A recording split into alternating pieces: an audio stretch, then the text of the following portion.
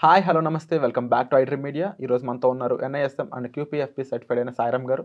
So చాలామందికి real estate investments కంటే కూడా బెటర్ ఇన్వెస్ట్మెంట్స్ ఉన్నాయా లేదా తెలుసుకోవాలనుకుంటున్నారు. వాటి కోసం ఈ episode. Hi sir. Hi Virat. Sir, రీసెంట్గా నా ఫ్రెండ్కి ఒక కేస్ విషయంలో అంటే హెరిడిటరీకి సంబంధించిన ఆస్తుల విషయంలో మంచి అమౌంట్ వచ్చిందనమాట. అది క్లోజ్ అయ్యి ఒక 50 లక్షల పైన అమౌంట్ వచ్చింది. ఓకే. అయితే తను ల్యాండ్లో ఇన్వెస్ట్ చేద్దాం, రియల్ ఎస్టేట్లో ఇన్వెస్ట్ చేద్దాం అన్న టైంలో ఎందుకో డౌట్ పడుతూ ఉన్నాడు అనమాట. ఇష్యూస్ ఉంటాయేమో, లేదంటే ఆ టైటిల్ డీడ్స్ మీకు తెలిసిన విషయాలన్నీ కూడా. సో ఇదేనా ఏమైనా బెటర్ ఆప్షన్స్ ఉన్నాయా, ఇలా సాయిరామ్ గారు ఉన్నారు కదా అడుగు చూస్తావా అని చెప్పేసి అన్నాడు. సో నేను ఒక దాని మీద ఎపిసోడ్ కూడా చేయడం బెటర్ అనిపించింది నాకు. సో ఇప్పుడు మనం రియల్ ఎస్టేట్లో ఇన్వెస్ట్మెంట్ చేసేటప్పుడు ముందు దాని యొక్క క్యారెక్టరిస్టిక్స్ తెలుసుకుందాం. సో రియల్ ఎస్టేట్ కానీ లేకపోతే ఇంకేదైనా ఇన్వెస్ట్మెంట్ ఉన్నప్పుడు మనం ఎలా ఎవాల్యుయేట్ చేయాలో చూద్దాం. ఫస్ట్ రియల్ ఎస్టేట్కి వచ్చేసరికి ఎవరైనా కానీ ఏ ఇన్వెస్ట్మెంట్ చేసేటప్పుడు కానీ సేఫ్టీ చూస్తారు. డెఫినెట్లీ. సో ఇక్కడ రియల్ ఎస్టేట్లో కనుక టైటిల్ లీగల్ డిస్ప్యూట్స్ ఏమీ లేకపోతే కనుక అది చాలా సేఫ్గా ఫీల్ అవుతాం. ఎందుకంటే మనకు ల్యాండ్ కనిపిస్తూ ఉంటుంది. సో అది మనది అన్న ఫీలింగ్ వస్తుంది. ఎమోషనల్గా కొంచెం ఎమోషనల్గా కూడా కనెక్ట్ ఉంటుంది. సో సేఫ్టీ పరంగా బాగానే ఉంటుంది. Next liquidity.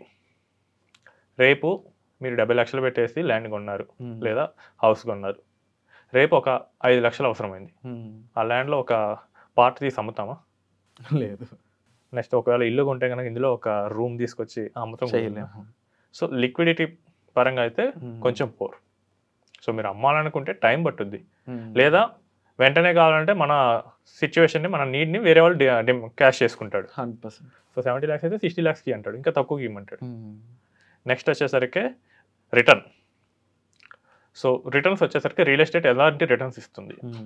సో మన దగ్గర ఉన్న మోస్ట్ మిస్కన్సెప్షన్ ఏంటంటే రియల్ ఎస్టేట్ అబ్నార్మల్ రిటర్న్స్ ఇస్తుంది.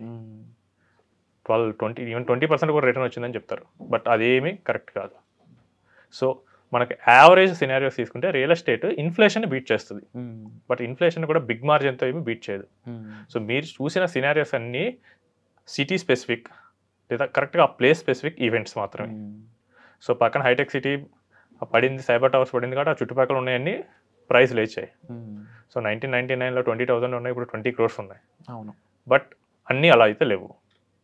సో అన్ యావరేజ్ తీసుకుంటే కనుక మనకి రియల్ ఎస్టేట్ అనేది సో అరౌండ్ 10% రిటర్న్ ఇస్తుంది. సో ఇప్పుడు మీరు హైదరాబాద్ని చూసారు, ఇప్పుడైతే హైదరాబాద్ డిమాండింగ్ స్టేజ్లో ఉంది కాబట్టి బాగా టాప్లో మోగుతుంది. బట్ ఈ స్టేట్ దాటి ఉన్న బెంగళూరు చూడండి, ముంబై, పుణే చూడండి, అక్కడ రియల్ ఎస్టేట్కి ఇంత డిమాండ్ లేదు. సో హార్డ్లీ అక్కడ జరిగే గ్రోత్ ఇన్ఫ్లేషన్ కన్నా తక్కువ ఉంది.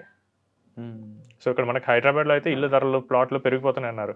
సో బెంగళూరులో అయితే కొనేవాడు లేడు, రెంట్కి తీసుకుంటా అంటున్నారు. సో ముంబై పరిస్థితి కూడా అలానే ఉంది. సో రిటర్న్ అనేది మనకి 10%, ఇది యావరేజ్. సో మనకు ఒక ప్లేస్లో డిమాండ్ ఎక్కువ ఉండటం వల్ల వచ్చే రిటర్న్ని ఓవరాల్ రిటర్న్గా చూసుకుంటే తప్పైపోతుంది. సో రిటర్న్ 10% ఎక్స్పెక్ట్ చేసుకోవచ్చు. నెక్స్ట్ ట్యాక్స్ ఎంత వస్తుంది. సో చాలామంది రియల్ ఎస్టేట్ మీద ట్యాక్స్ లేదనుకుంటారు, బట్ ఇప్పుడైతే ఇన్కమ్ ట్యాక్స్ డిపార్ట్మెంట్ చాలా స్ట్రాంగ్ అయింది. సో వాళ్ళు రిజిస్ట్రేషన్ డిపార్ట్మెంట్ నుంచి వాళ్ళు డేటా తెప్పించుకుంటున్నారు. సో 2 yearsలో అమ్మితే కనుక ఎంత ప్రాఫిట్ వచ్చిందో దాని మీద ట్యాక్స్ కట్టాలి.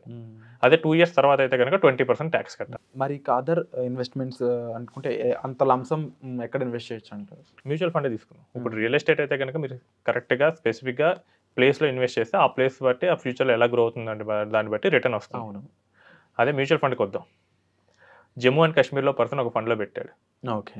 సిక్కింలో ఒక పర్సన్ పెట్టాడు. ఓకే. నెక్స్ట్ హైదరాబాద్లో పర్సన్ పెట్టాడు. సో ముగ్గురికి ఈక్వలెంట్గానే రిటర్న్ వస్తుంది కదా. అవును. అంబానీ పెట్టాడు, నేను పెట్టాను, సో మన వాచ్మెన్ పెట్టారు. అవును. సో ఏమైనా డైవర్సిఫికేషన్ ఏమైనా చూపిస్తుందా డిఫరెన్స్? లేదు. సో ఎవరు పెట్టినా ఒకేలాగా వస్తుంది అండ్ ఈజీగా హ్యాండిల్ చేయొచ్చు. అండ్ అందరూ అందులోనే ఇన్వెస్ట్ చేయొచ్చు కూడా. ఎవరైనా డెమోక్రసీ అనేది చాలా ఈజీగా ఉండి చాలా కరెక్ట్గా పాటించేది మనకి మ్యూచువల్ ఫండ్ ఉంది. సో ఇక్కడ మనకు వచ్చే అడ్వాంటేజ్ ఏంటంటే నీకు ఈజీగా విత్డ్రా చేసుకోవచ్చు. సో మనకి మన రిడెంప్షన్ ఫామ్ పెట్టేస్తే 2 working daysలో మనకి వచ్చేస్తుంది. అవును. Next partial withdrawal. నాకు ఒక 5 లక్షలు అవసరమైంది, ఇందాక చెప్పినట్టు నువ్వు 5 లక్షలు తీసుకోవచ్చు. ఇంకా బెటర్ అయితే కనుక లోన్ ఎగనెస్ట్ ఫండ్స్ కూడా ఉన్నాయి. సో మనం లోన్ అప్లికేషన్ సబ్మిట్ చేస్తే వెంటనే 15 minutesలో మన అకౌంట్లో క్యాష్ పడతాయి. క్యాపిటల్ గ్రోత్ ఉంటుంది, ఇన్కమ్ తీసుకోవచ్చు, డివిడెండ్ ప్లాన్స్ కానీ లేదా SWP పెట్టి కానీ ఇన్కమ్ తీసుకోవచ్చు. అన్నిటికన్నా పైన రిటర్న్. సో మనం ఫాలో అయ్యే స్ట్రాటజీ బట్టి మన రిటర్న్స్ 12% రిటర్న్ ఈజీగా వస్తుంది. సో మనం ఇంకా అగ్రెసివ్ ఇన్వెస్ట్మెంట్ అయితే కనుక ఇంకా ఎక్కువ కూడా గ్రో అవుతూ ఉంటుంది. 100%. సో మనకి ఈక్విటీస్ ఒక ఆప్షన్. రెండోది ఏంటంటే బాండ్స్. సో లిస్టెడ్ బాండ్స్లోకి వెళ్ళొచ్చు. సో ఇక్కడ లిస్టెడ్ బాండ్స్లోకి వచ్చేసరికి లిక్విడిటీ అనేది కొంచెం తక్కువ ఉంటుంది. బాండ్స్ అనేది మన ఇండియన్ మార్కెట్లో అంత మెచ్యూర్గా లేవు. సో బాండ్ టైం జోన్ వరకు మనం ఉంటే కనుక మనకి 12% బాండ్స్ చాలా ఎక్కువనే అవైలబుల్ ఉన్నాయి. సో మనకి మన పెట్టిన అమౌంట్ మీద 12% వరకు మనకి రిటర్న్ జనరేట్ అవుతూ వస్తుంది. సో ఇదేంటంటే మనకి ఇన్కమ్ అవసరం అనుకుంటే కనుక so who are seeking for income bonds కనుక ఒక ఆప్షన్. క్యాపిటల్ అప్రిసియేషన్ కావాలంటే కనుక ఈక్విటీస్లో వెళ్ళచ్చు, వయా మ్యూచువల్ ఫండ్స్ కానీ వయా పిఎంఎస్ కానీ. సో ఈ రెండింటిలో మనకి బెటర్గా చూసుకోవచ్చు. సో మనకి క్లారిటీ కావాలి. సో రియల్ ఎస్టేట్లో పెడితే కనుక నాకు రేపు అవసరానికి ఉపయోగపడుతుందా లేదా, నాకు మధ్యలో ఏమైనా అవసరం వస్తే ఏంటి, రిటర్న్ పరంగా బాగానే ఉంటుంది, సేఫ్టీ పరంగా బాగానే ఉంటుంది. మ్యూచువల్ ఫండ్స్కి వచ్చేసరికి సేఫ్టీ. సో అవి ఇండియా టాప్ మోస్ట్ కంపెనీస్లో పెడతారు కాబట్టి అవి సేఫ్టీయే. కాకపోతే వాలటైలిటీ ఉంటుంది. ఆ వాలటైలిటీ కూడా మార్కెట్ క్రాష్ అప్పుడే చూస్తారు. మార్కెట్ క్రాష్ అయినప్పుడు రియల్ ఎస్టేట్ కూడా ఏం పెద్ద పర్ఫామ్ చేయదు, ఎందుకంటే అప్పుడు అందరికీ జాబ్స్ పోతాయి. సో మన గోల్ ఏంటి, మన ఈ గోల్స్ని ఈ ఫ్యాక్టర్స్లో ఏది బెస్ట్గా చేస్తుంది, సాటిస్ఫై చేస్తుంది. సో రియల్ ఎస్టేట్కి 2 పాయింట్స్ వచ్చాయి. అంటే ట్యాక్స్ వచ్చేసరికి ఇక్కడ మ్యూచువల్ ఫండ్స్ వచ్చేసరికి 12.5% ట్యాక్స్. లిస్టెడ్ బాండ్స్ కూడా సేమ్ అదే ఉంటుంది 12.5%. సో ట్యాక్స్లో కూడా ఇది తక్కువే. అండ్ ఇక్కడ 1 year ఉంటే సరిపోతుంది. సో వాలటైలిటీ రెండిట్లోనూ సేమ్ అదే వాలటైలిటీ ఉంటుంది. కాకపోతే మనం అమ్మటానికి టైం తీసుకుంటాం కాబట్టి మనకు అక్కడ వాలటైలిటీ కనపడదు. ఇక్కడ ఏంటంటే వెంటనే మనకు ఫోన్ ఓపెన్ చేయగానే యాప్లో కనిపిస్తూ ఉంటుంది.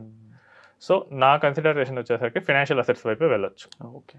సో ఎందుకంటే మనం హెడ్ కంపేర్ చేసుకోవచ్చు, ట్యాక్స్ ఏది తక్కువ ఉంది, equity. Wonderful information sir. Definitely చాలా మందికి ఎన్ఆర్ఐస్ అయి ఉండొచ్చు, ఇండియాలో అయి ఉండొచ్చు, ఎవరైనా సరే ఒక లంసంలో అదర్ దెన్ రియల్ ఎస్టేట్ కంటే కూడా బెటర్ ఇన్వెస్ట్మెంట్ ఆప్షన్స్ అనేవి ఇప్పుడు మనతో డిస్కస్ చేయడం జరిగింది. వీటిలో ఇన్వెస్ట్మెంట్స్పై మరింత క్లారిటీ కావాలి, మరింత ఇన్ఫర్మేషన్ కావాలి, మీ దగ్గర ఉన్న అమౌంట్ ఇంకా ఎలాంటి విధాలుగా ఇన్వెస్ట్ చేయొచ్చు తెలుసుకోవాలనుకున్నట్లయితే డిస్ప్లే అవుతున్న నెంబర్స్ కాల్ చేయడం ద్వారా మీరు డైరెక్ట్గా సాయిరామ్ గారితో పర్సనల్ అపాయింట్మెంట్ అనేది అరేంజ్ చేసుకోవచ్చు. సో వచ్చే ఎపిసోడ్లో మళ్ళీ కలుద్దాం. Thank you so much. Thank you.